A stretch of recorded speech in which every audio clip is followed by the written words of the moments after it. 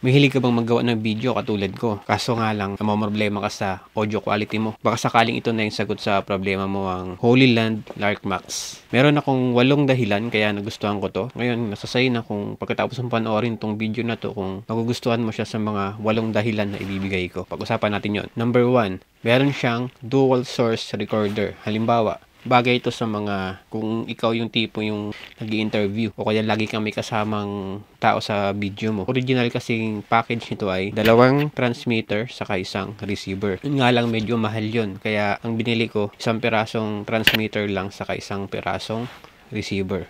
Kasi most of the time kasi isa ko lang naman kaya hindi ko kailangan ng isang extra transmitter. Ito naman yung pangalawang dahilan kaya nagustuhan ko to, yung power life niya. Itong transmitter, tumatagal siya ng 7.5 hours o palagay mo ng 7 hours, parang ganun. Tapos yung receiver naman niya, tumatagal siya ng hanggang 9 hours. Para sa akin, malaking impact na rin yun. Kaya nagustuhan ko yun kasi yung battery life niya, hindi ka mamamroblema. Ito naman ang pangatlong nagustuhan ko ay yung marami siyang accessories. Number 1, yung ito, halimbawa ito, meron siyang wind protection ba tawag ito? Wind reduction, parang ganun. Marami siyang different type of cable yon.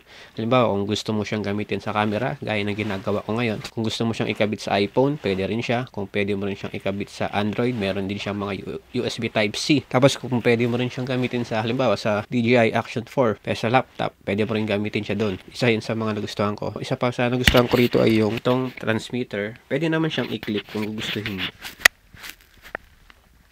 Yan. Pwede rin siyang magnetic. Itong maliit na magnetic, talagay mo dito sa loob. Yan, isa pa yun sa nagustuhan ko. Ito yung receiver naman niya. Pwede mo siyang i-connect sa mount shoe ng camera mo. Gaya nitong ginagawa ko ngayon sa pang-apat na dahilan.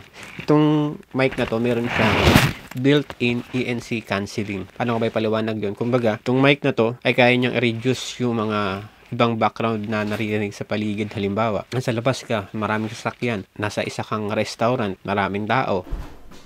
So, ito yung tunog niya kapag crowded. Kasi nandito ako ngayon sa maraming tao eh. Yan.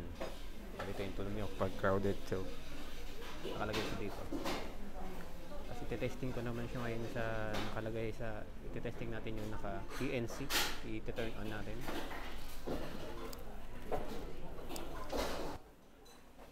So, yan. Ito yung tunog kapag naka-turn on yung ENC cancelling niya. Hindi ko lang alam kung anong pinagkaiba. Sige nga lang na. Alaman ko yan mamaya kapag ine-edit ko na yung video. So, kasi ito naman, kasi ngayon, nandito ako ngayon sa kwarto, medyo tahimik naman kasi hindi ako nag-aircon kaya hindi ko inon yung ENC cancelling niya. I-turn on natin.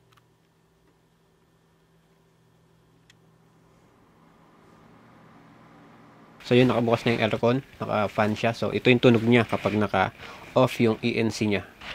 So pakinggan muna natin.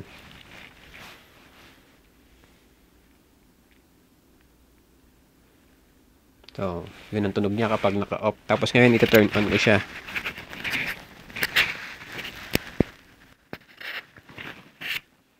So, ito naman ang tunog niya. Nakabukas na yung ENC cancelling niya. So, ibig sabihin nga po nun yung marireduce niya yung ingay ng background. Halimbawa, itong aircon. Hindi na masyadong maririnig yan. Tapos, tinesting ko rin siya sa outdoor. Yung malakas yung hangin dito sa amin. Sinubukan ko siya ron para malaman talaga kung gaano kaganda ba o gaano kalakas yung ENC cancelling niya. Ito naman ang tunog ng built-in microphone ng DJI Action 4. Pag nasa labas, yun. Perfect tong example kasi medyo mahangin dito. Tapos, meron tulay dito sa paligid ko. Dito sa gilid ko sa right side meron pong tulay kaya may dumadaan ng mga sasakyan. So ikakabit ko naman yung Holy Land Lark Max para malaman natin yung pinagkaiba. So ito na yung tunog ng Holy Land Lark Max. Naka-off pa po yung ENC cancellation niya. So pansinin po muna natin kung ano pong pinagkaiba. So ito yung tunog niya. Sound check 1, 2, 3. Holy Land Lark Max 1, 2, 3. Yan po ang tunog niya kapag naka-off pa yung ENC niya. Pakinggan po natin yung paligid.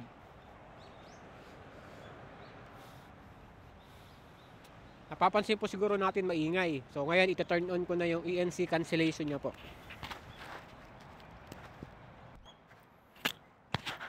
So yun, naka-turn on na po yung ENC cancellation niya. Tapos sana po mayroon pong pinagkaiba kasi first time ko pa lang din to. Sound check 1, 2, 3. Holy Land Lark Max. Sound check 1, 2, 3. So ito po ang tunog niya kapag naka-turn on ng ENC cancellation niya. Pakinggan natin ng tahimik lang.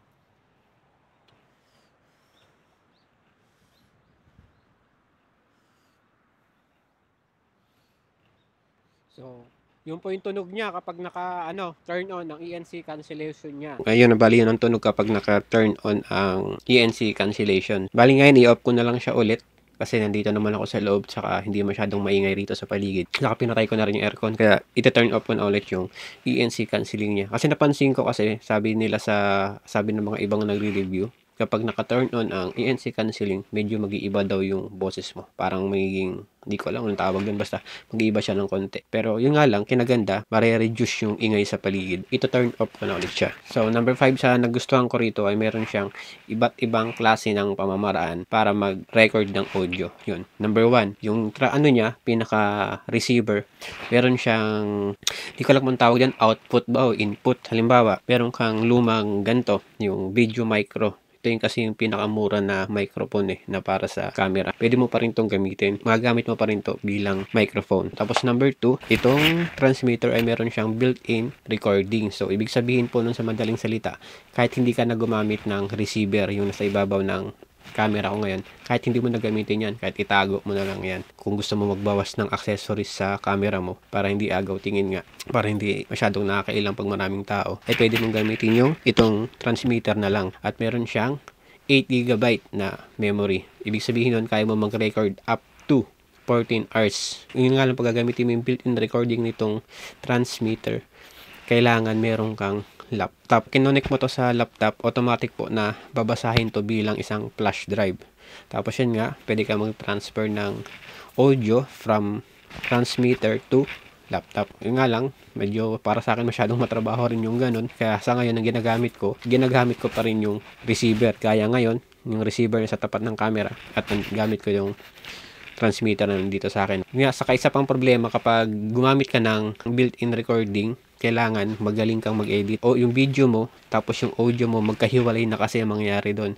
Video, tapos ipapatong mo yung audio recording na nanggaling dito sa transmitter. Kailangan, pag pinagpatong mo yun, masabay mo yung boses mo sa yung sinasabi mo sa pagbuka ng bibig mo sa video. So, pero kung ayaw mo ng hassle, gamitin mo na lang din yung receiver. Yun, para wala ka ng problema, kumbaga salita ka lang ng salita, tapos automatic na yung sinasabi mo, yung audio mo ay kasama na agad sa video na nire-record mo. Number 6, na nagustuhan ko rito, yung receiver niya ay merong OLED touchscreen. Napakaganda po ng touchscreen niya, napaka-responsive.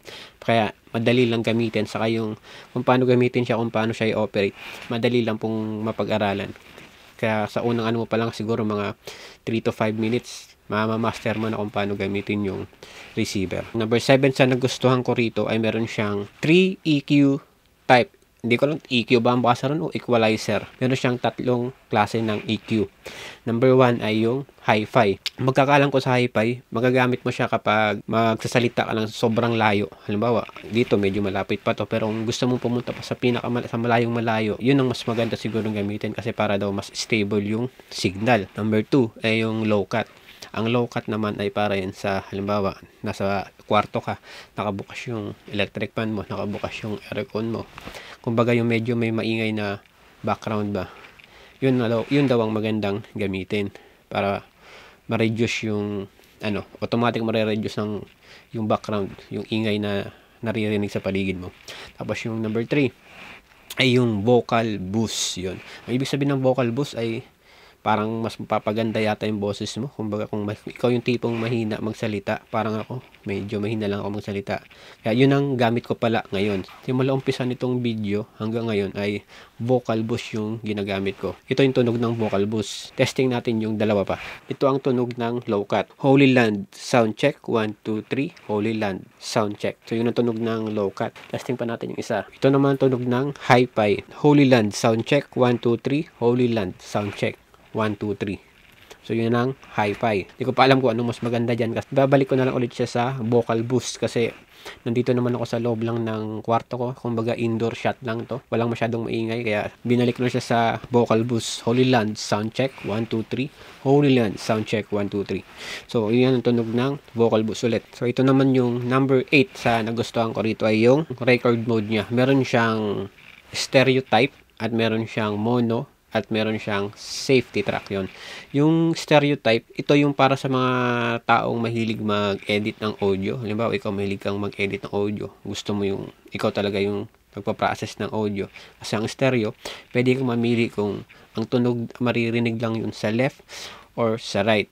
Lalo na po pag yung nakikinig ay naka-headset, mapapansin po natin, pag naka-stereo yung audio, mapapansin natin, yung kabilang side walang tunog. Depende kung saan yung nilagyan lang ng tunog. Kung saan naka-designated yung audio na yun. So, halimbawa po yan, naka-stereotype. Yun nga po, ang stereo, siguro mapapansin natin yung tunog, lalo na kung naka-headset po tayo, mas mapapansin natin yung kabilang side ay walang tunog. Kumbaga sa kabilang side lang po yan.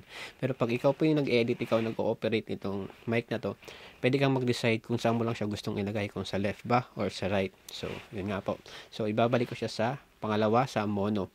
Ang mono naman, parang yung stereo na left and right, pag pinagsama mo siya, yun ang tinatawag na mono. Ayan na po siya, naka-mono. Para sa akin, mas magandang gamitin to kasi hindi siya masyadong matrabaho, kasi yung stereo kasi, kailangan magaling ka rin mag-edit doon. Di paras dito sa mono, ay direct to the point na agad. Kumbaga, wala nang masyadong edit kasi may tunog sa left and meron din sa right. Tapos, pantay pa po ang tunog niya. Bakit ko pong nasabing pantay? Kasi nga, sa susunod na setting, kasi yung tinatawag na safety track. Yun. Lipat natin sa safety track. Yun.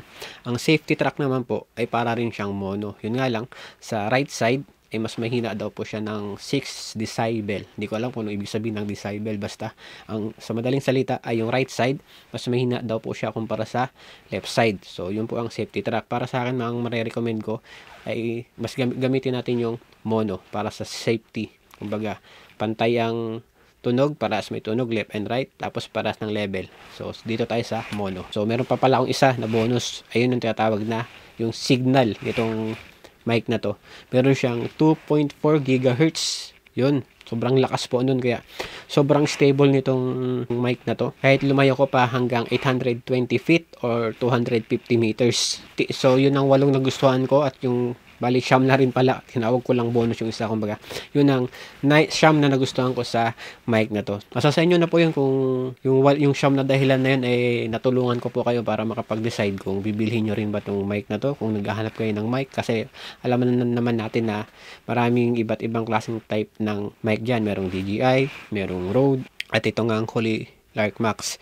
Nasa sa inyo na po yun kung anong gusto nyo bilhin. So, yun nga po, para sa akin, share ko lang kung anong nagustuhan ko at naging dahilan kaya binili ko tong mic na to. Yung DJI kasi maganda naman talaga yun, kung sa totoo lang. Yung nga lang, mahal nga lang para sa akin, napakamahal. Saka parang mas gusto ko to para sa akin. Saka sa itsura, kasi yung itsura niya, yung physical appearance niya, mas gusto ko kumpara ron sa DJI. Lalo na yung bago nila ngayon, yung DJI mic to, yung transparent. Parang hindi ko gusto. Mas gusto ko pa rin to. Parang mas maangas tignan ba para sa akin. At maganda rin yung audio niya. Hindi lang maganda ang appearance, maganda rin ang audio niya. So, yun guys, salamat sa panonood. Sana kung nagustuhan niyo tong video na to, consider to subscribe and like. Pwede na rin i-share kung gusto niyo. Salamat. Bye-bye.